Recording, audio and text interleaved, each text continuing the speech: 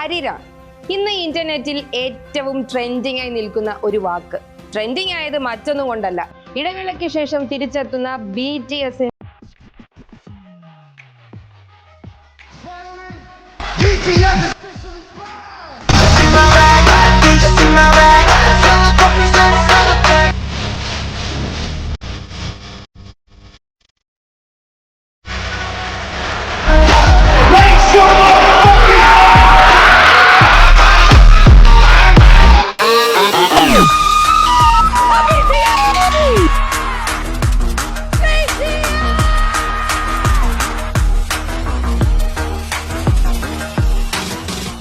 Comeback ആൽബത്തിന്റെ പേരാണ് അരിരാങ്.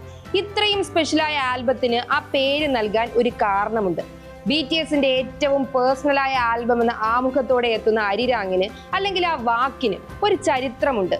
19ാം നൂറ്റാണ്ടിൽ കുറച്ച് കൊറിയൻ യുവാക്കൾ ആരംഭിച്ച കഥ BTS അവരുടെ കഥയായി തിരുത്തി എഴുതിയ കൊറിയൻ ജനതയുടെ ഐക്യത്തിന്റെയും ദേശീയതയുടെയും പ്രതീകമായ ഒരു നാടോടി ഗാനമാണ് അരിരാങ്. ഏകദേശം 600 വർഷത്തോളം പഴക്കമുണ്ടെന്ന് വിശ്വസിക്കപ്പെടുന്ന പാട്ടിന്റെ ഉത്ഭവ കഥകൾ പലതാണ്.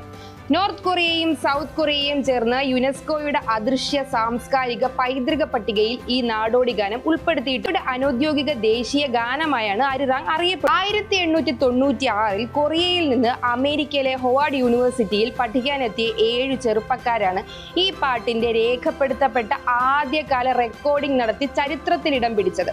ആ 7 പേരെ ചരിത്രം പിന്നീട് ഹോവാർഡ് മെൻ എന്ന് വിളിച്ചു. അവരാണ് ആദ്യമായി കൊറിയൻ സാംസ്കാരിക പൈതൃകത്തിന്റെ വിത്ത് വിദേശ മണ്ണിൽ ഒരു നൂറ്റാണ്ടിനും ഇപ്പുറമാണ് BTS എത്തുന്നത്. അരിരാങ് എന്ന ഗാനത്തിലൂടെ ഹോവാർഡ് മെൻ ആരംഭിച്ച അല്ലെങ്കിൽ തുടങ്ങിവെച്ച ആ യാത്ര BTS അവരുടെ യാത്രയാക്കി മാറ്റി.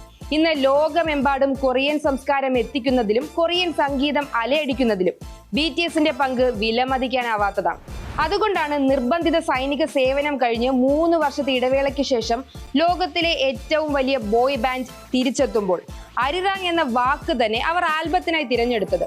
2013 ഒരു ചെറിയ K-pop ബാൻഡായി തുടങ്ങിയ BTS ഇന്ന് ഗ്ലോബൽ ഐക്കണാണ്.